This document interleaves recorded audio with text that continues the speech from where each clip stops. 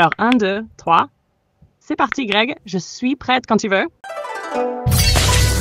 Tchou! Bonjour à tous, c'est Greg et Jeanne, mon assistante préférée. Tous les jours, on débride de l'actualité high-tech, mais je me suis dit, tiens, pour ce dimanche, pourquoi on n'essaierait pas un autre format en parlant un peu des grosses actualités de la semaine. Même si j'ai une idée pour dimanche prochain, on va essayer comme ça cette semaine.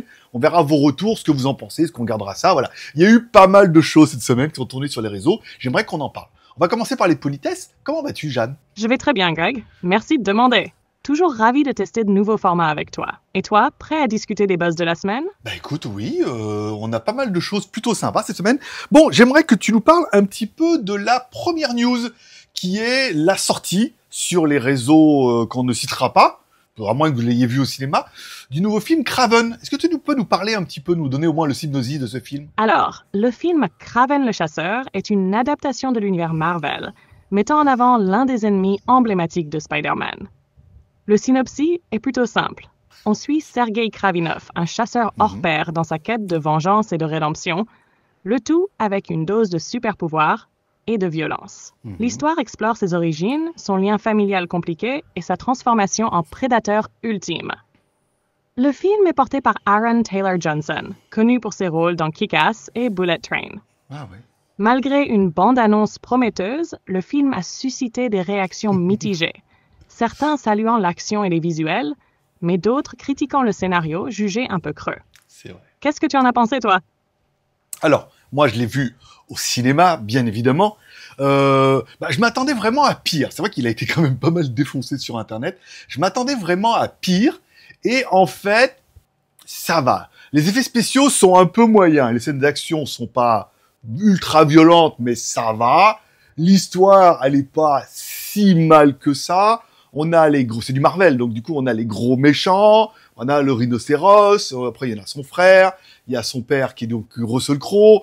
Bon, moi, j'ai trouvé ça pas trop, j'ai passé un bon moment. Après, c'est pas le film de l'année, mais je l'ai regardé sans me dire, oh là là, c'est insupportable, je regarde pas. Je l'ai regardé jusqu'à la fin, j'ai trouvé ça sympathique, même si, voilà, il y a quand même pas mal de faiblesses, mais ça allait. Il faut dire que j'ai peut-être vu pire. Mais voilà, c'était pas exceptionnel, ça allait. Dites-moi en commentaire, vous, ce que vous en avez pensé. Et maintenant, on peut passer à la deuxième news, Jeanne. C'est vrai que parfois, avec des attentes très basses, on peut se retrouver agréablement surpris. C'est vrai. Ça reste du Marvel à la sauce Sony, donc moins calibré que le MCU, mais c'est bien de savoir que tu as passé un moment sympa, malgré les défauts. Peut-être que le film gagnera une meilleure réputation sur le long terme. Qui sait? Bon, passons à la deuxième news, Netflix avec la série À l'aube de l'Amérique. Je te fais le synopsis? Bah écoute, oui, bien sûr. Alors, pour ceux qui l'auront pas vu, avant que je te dise ce que j'en ai pensé. Parfait. Alors, voici le synopsis pour À l'aube de l'Amérique sur Netflix. Cette série dramatique nous plonge dans l'histoire des premiers colons américains et explore les relations complexes avec les populations autochtones. C'est une fresque historique qui mêle intrigue politique, drame familial et conflit culturel, tout en offrant des paysages somptueux et une mise en scène immersive. C'est une série qui promet de revisiter l'histoire avec un regard moderne. Alors, qu'en as-tu pensé? C'est la méga surprise de la semaine. J'ai regardé ça sans trop le ouais, bon, Far West, pourquoi pas et tout. Les scènes d'action sont vraiment bien. Il y a des moments où ils se font attaquer par les flèches et tout. On les voit comme ça à un moment. Bon, ils se font attaquer à un moment et bon, ce truc, le bœuf, bon, là, c'était pas super bien fait, mais dans l'ensemble, c'est super bien fait. C'est très, très sombre. Il y a une atmosphère. On s'imagine qu'à l'époque, ça devait être comme ça et tout. Ah, il y a les Indiens, il y a les cowboys, il y a les, je sais plus comment ils s'appellent les autres, là. Les Mormons, je crois, et tout. Ah, c'est vraiment, vraiment pas mal. J'ai même pas fini, pour vous dire. Je crois qu'il y a 6 épisodes, j'en ai regardé que 3, parce que je les regarde un petit peu comme ça, en dilettante et tout, parce que c'est vraiment un bon moment à chaque fois. Je prends le temps, et personnellement, je kiffe beaucoup. Voilà. On peut passer à la news suivante. La news suivante, c'est le drama Villebrequin, qui a vraiment agité les réseaux ces derniers temps. Entre révélations, tensions et clashs autour de leurs projets, comme le fameux multiplat, ça n'a pas manqué de faire parler. C'est vrai. Alors, voici un petit récapitulatif des vidéos pour comprendre ce qui s'est passé. L'année dernière, ils annonçaient « C'est fini », une vidéo qui a surpris tout le monde. Ensuite, il y a eu une vidéo, il y a 5 mois, La vérité sur Villebrequin et le multiplat, où ils donnaient plus de détails. Récemment, une nouvelle vidéo intitulée « Pierre Chabrier vous a menti » a enflammé la communauté, suivie de « La réponse de Pierre Chabrier ». Et pour couronner le tout, un comptable a même décortiqué la valeur réelle du multiplat dans une autre vidéo. Bref, ça chauffe. Mais toi, Greg, qu'est-ce que tu penses de tout ce drama? Alors, moi, en tant que youtubeur, je suivais évidemment la chaîne. Alors, j'étais pas trop fan de leur concept, le fait je pète pendant les vidéos et tout, voilà. Bon, c'est une clientèle et tout, voilà. Mais j'aimais bien certains de leurs concepts, un peu spectaculaires. Personnellement, de temps en temps, quand il y a des vidéos un peu incroyables, j'aimais bien. Les Vultech aussi, j'apprenais des choses. Et quand j'ai fini, j'ai un peu compris, c'est vrai qu'ils étaient un peu à l'aube des autres youtubeurs, où les autres youtubeurs font des dégustations et des ouvertures de boîtes, et ils font autant de vues qu'eux, qui cassent des voitures, construisent des ronds-points et tout, donc voilà. Quand ils ont annoncé c'est fini, ça me paraissait un peu normal. Ce que j'ai trouvé étonnant, c'est que chacun, en fait, voilà, Sylvain a continué dans la lignée de Villebrequin, et Pierre, bon, on sentait bien que voilà, il servait pas au concept, si ce n'est pour de la technique, des choses comme ça. Ensuite, quand lui, il a fait sa vidéo de trucs, alors je pense que comme tout le monde, je pense qu'on est parti par l'émotion. Moi, voilà, c'est pas plus affinité que ça avec lui, mais quand j'ai regardé, bien évidemment, il a chialé, il a pleuré et tout. Alors, aucune preuve, mais que du verbal, mais c'était convaincant. Le mec, il vient du cinéma, c'était bien fait, bien tourné, voilà. Et tout le monde, je pense, tout le monde s'est pris au jeu. Se dira quand même, Sylvain, c'est un peu un salaud, voilà. Lui, il a tout perdu parce qu'il n'était pas nécessaire à l'aventure. Oh là là, le pauvre. Bon. Et après, moi, j'étais un peu resté là-dessus, même si, voilà. Bon, après, lui, on a compris que c'était ses ambitions, c'était de monter un autre truc. Et quand Sylvain a fait sa réponse, je pense, c'était vraiment le truc où lui, il a répondu, il a mis des preuves comme ça devant tout le monde et tout. Il a répondu comme il fallait répondre, c'est-à-dire avec des preuves, avec des arguments, du coup, faisant passer l'autre pour vraiment un menteur et un mytho. On s'est dit, oh là là, la réponse était incroyable. Elle a fait à ce jour 10 millions de vues, mais tout le monde en a parlé. Enfin, en plus, comme il n'y a pas trop d'actualité, BFM. J'ai vu plein d'articles partout, des vidéos, des shorts, en veux-tu, en voilà, c'était vraiment pas mal. Et alors, on attendait quelque part un peu une réponse de Pierre et tout. Et Pierre nous a sorti une réponse, mais à la va-vite. Sous le coup de l'émotion, ce qu'il faut surtout pas faire, je l'ai déjà fait, c'était vachement porté préjudice. Il a fait une réponse sous l'émotion, mais bon, ça c'est pas très grave, mais surtout pas préparé et surtout, bon, je pense qu'il doit savoir que tout ce qu'il dit c'est un peu voilà, et il a pas préparé d'arguments, donc il a fait un live parce qu'il fait des lives 2 fois par semaine. Il a voulu faire absolument ce live sur ce sujet-là. Il s'est embrouillé, en fait là où on attendait un peu une répartie avec autant d'aplomb que la première vidéo pour bien répondre. Il a fait n'importe quoi. Il s'est embrouillé, il n'avait pas préparé. Il se contredisait. Un coup c'était oui, un coup c'était non, un coup c'est faut pas attaquer, un coup faut attaquer, un coup.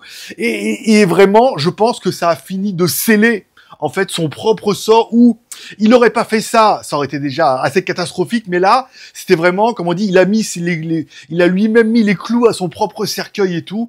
Ça va être très compliqué de rebondir. Et cette semaine est tombée une vidéo qui s'appelle vidéo Bienvenue au cabinet, qui parle des comptables, des chaînes YouTube et tout comme ça, qui a fait une analyse du coup de leurs vidéos en expliquant juridiquement et légalement par rapport à ce qu'ils ont dit, ce qui est vrai et ce qui est pas vrai et tout.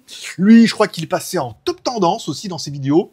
Sa vidéo a fait elle aussi 800, presque 1 million de vues, et même lui il était étonné parce qu'il a dépassé les 100 000 abonnés grâce à ça. Parce qu'il était un peu en dessous, mais grâce à cette vidéo. Donc, il a joué sur le buzz lui aussi, en décortiquant, en donnant son analyse. Après, chacun aura un peu son opinion. Bon, moi, je pense qu'il y en a un qui va continuer YouTube et l'autre va se faire oublier, j'espère. Mais voilà, c'est des vidéos qui étaient assez intéressantes et qui permettent, avec ce déroulement, de tout comprendre. Voilà. Après, sans plus, on va pas argumenter plus là-dessus, si ce n'est que moi aussi, j'ai envie de faire ma putaclic et de mettre leur nom dans le titre. De toute façon, vous n'avez pas pu passer à côté. News suivante. Bien sûr. Alors, la news suivante, c'est l'histoire incroyable et un peu triste d'Anne qui a été arnaquée par un faux Brad Pitt. Oui, vous avez bien entendu, un imposteur qui s'est fait passer pour la star de Hollywood. Cette affaire a fait les gros titres récemment, notamment avec son passage dans l'émission 7 à 8. Non seulement Anne a été victime d'une escroquerie financière, mais elle a aussi été accusée de salir la réputation de l'émission. Une histoire complètement folle. Mais qu'est-ce que tu en penses, Greg?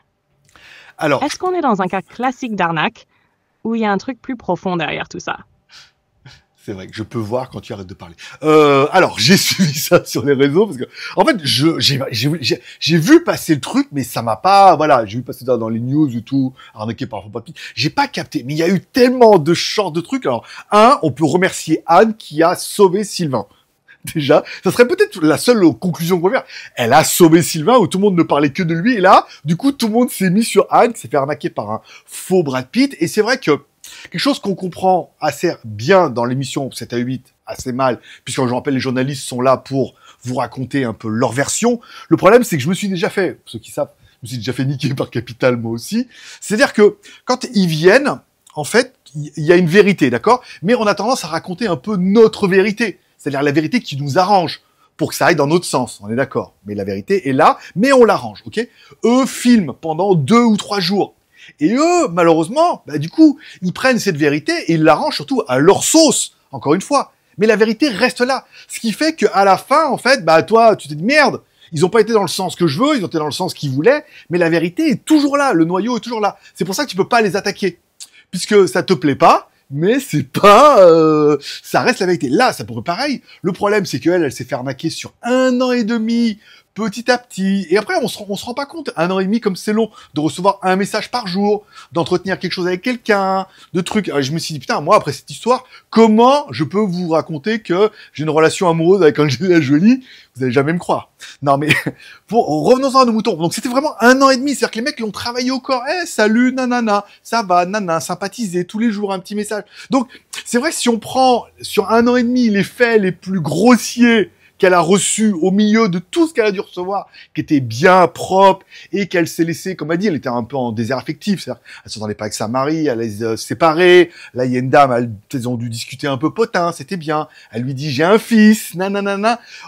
Moi, je comprends que si c'est bien fait et que c'est fait sur la longueur, elle a pu se faire avoir. Nous, on a le recul d'Internet ou nous de YouTube, mais moi, je comprends qu'elle se soit fait berner, même si c'est grossier, que nous, on a vu que ce qui était grossier, mais il devait y avoir des trucs bien, des trucs propres, des trucs, voilà. Et après, plus c'est gros, plus ça passe. Puis après, une fois qu'elle est dans le déni, encore une fois, et que tous ceux qui lui jettent la pierre ne se seraient pas fait, que tous ceux d'entre eux-là n'aient jamais acheté de formation. Vous allez gagner 10 000 euros par mois, nanana. Le mec, il vous revend de la soupe et vous achetez sa formation. Et quand bien même vous avez cliqué sur une vidéo en disant, ah, grâce à ma technique, machin, nanana, je débug, je vous explique tout.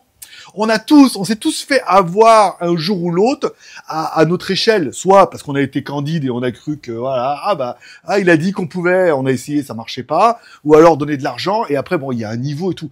Moi, je comprends que elle se soit fait un peu berner. Après, les mèmes qui tournent en ce moment sont délicieux. Bien évidemment, parce qu'il y en a tout. Je la plains vraiment. Ça a pas l'air méchant, encore une fois. Enfin, de ce que j'en ai vu, ça a l'air, voilà, les gens ont trouvé leur nouvelle tête de Turc, même si la blague est pas actuelle. Voilà, c'était un peu la news du jour. Je pense que vous n'avez pas dû passer à côté. Tu peux nous parler de la news suivante. D'accord. Passons à la dernière grosse news de cette semaine, qui a fait couler beaucoup d'encre et alimenter des débats sur les réseaux. Les incendies en Californie. Une véritable tragédie. Mais comme toujours, sur Internet, des théories du complot ont rapidement émergé autour de ces feux. Voici quelques points qui agitent la toile. Certains affirment que des armes secrètes auraient été utilisées pour déclencher ces incendies. Une théorie qui revient souvent, notamment avec l'idée que des lasers auraient été testés pour cibler des zones spécifiques. Des images d'incendies générées par intelligence artificielle circulent, ce qui brouille encore plus les pistes et alimente les doutes. Les conspirationnistes pointent aussi des incohérences, des maisons et des voitures calcinées, mais des arbres autour qui restent intacts, un phénomène qui intrigue. Enfin, certains pensent que ces incendies seraient une manière délibérée d'effacer des preuves, notamment sur des terrains convoités pour des projets immobiliers ou industriels. C'est un mélange de drame humain, de désinformation et de théories délirantes. Greg, qu'est-ce que tu penses de tout ça? On est face à une conspiration ou juste à des faits mal interprétés par les réseaux sociaux? Eh ben, c'est vrai que moi, j'étais resté sur les feux, les incendies et tout, et j'étais pas allé plus loin que ça. Et évidemment, si vous avez le malheur de regarder les réseaux, alors moi, je suis pas TikTok parce que j'ai essayé, mais c'est pas ma cam, je suis plutôt Instagram. Et malheureusement, dans les réels, j'en ai bouffé. Alors, je vais dire, alors le premier, les riches, ben, les affaires de Puff Daddy qui est en prison, trafic de tout, de drogue et d'enfants et de tout, de l'humanité, quoi. Et donc, du coup, apparemment, tous les riches seraient dans le truc et voudraient un peu masquer les preuves voilà, et meilleure solution, c'est d'y mettre le feu. Ça, j'ai trouvé ça pas mal. Bon, les images avec IA, malheureusement, c'est vrai qu'on voit qu'il y en a pas mal. Hollywood a brûlé, enfin, le truc Hollywood a brûlé plusieurs fois, alors que non. Donc, ça alimente un peu. Qu'est-ce qu'il y avait d'autre? Les maisons. Ah oui, alors les maisons, alors, les voitures brûlées à 1000 degrés, les maisons et tout. Et les arbres et certaines palissades, nickel. Bon, là, encore une fois, je suis pas spécialiste en incendie, j'ai pas d'expertise là-dessus, donc je saurais vous dire. Et des armes laser, ça j'ai bien aimé, parce qu'il y a vraiment des théories un peu rigolotes avec ces trucs comme quoi ils auraient des lasers et que ça leur permet de cibler certaines maisons et de créer un incendie. Et certains annonçaient que, un peu comme les tours du World Trade Center, c'est fait pour détourner l'attention parce qu'il se passe des choses ailleurs, mais comme ça tous les médias se focusent sur les incendies et que c'est un gros drame mais fait pour masquer encore plus gros. Voilà. J'adore ces théories du complot. Après, vous me direz quelles sont vos meilleures théories. Bon, je pense que Jeanne, tu peux conclure? Merci d'avoir suivi cette vidéo jusqu'au bout. Si ce format avec des actualités variées et un brin de mystère vous plaît, faites-le savoir dans les commentaires. Lâchez un like ou un dislike, parce que comme toujours, tous les pouces sont permis. Pensez à vous abonner pour ne rien manquer et à soutenir l'aventure sur Tipeee. Aussi. Dès 1 € pour accéder au contenu en avant-première. On attend aussi vos meilleures théories sur ce sujet en commentaire. C'est vrai. À très vite et merci pour votre soutien. Ok, écoutez, c'était pas mal. Voilà, je vous rappelle, vous pouvez aller sur Tipeee. Voilà, ce sera la petite vidéo du dimanche que moi je vous fais du coup le samedi pour être un peu tranquille ce dimanche. J'avance doucement sur l'Instagram de Jeanne et tout, où on essaie un peu de peaufiner, je regarde ce qui se fait. Et peut-être qu'on fera une émission spéciale IA ou pas. Voilà, pourquoi c'est intéressant de se détecter déjà maintenant, de prendre le train maintenant, et peut-être pas. Vous me direz si ça vous plaît. Sinon, j'ai une autre idée pour parce que je reçois pas mal de trucs un peu bizarres. J'ai une autre idée aussi vraiment pour dimanche prochain. Voilà. Encore une fois, je suis impatient de lire vos commentaires, d'avoir vos réactions. Dites-moi ce que vous pensez un petit peu de ces news. L'espace commentaire est là, et l'intérêt c'est de pas se battre, mais de partager un peu ça et de regarder ça avec humour, avec un peu de recul, et de regarder toutes ces news en disant quand même, hein. Il y en a, ils sont forts. Il y en a qui n'ont pas l'occasion de faire un mème ou des trucs comme ça, et on a l'impression que on les enchaîne là. C'est-à-dire que pour commencer le but d'année là, pour une bonne fin du monde qui s'annonce, en même temps c'est la fin de l'année pour les Chinois, donc ça passe jusqu'au 28. Voilà, j'espère que vous aimez tout ça. Like, dislike, commentaire, partage, tout ça. Je vais essayer de chapitrer cette vidéo aussi, et puis on se donne rendez-vous. Nous, c'est sûr demain, enfin lundi. J'ai de la news toute prête, toute chaude. Voilà, et de la review lundi, et de la review mercredi. Et normalement, j'ai de la review aussi le 25. Voilà. Donc tu t'abonnes et puis au moins j'ai review, puis j'ai les vidéos. Allez, bonne journée à tous, bye bye.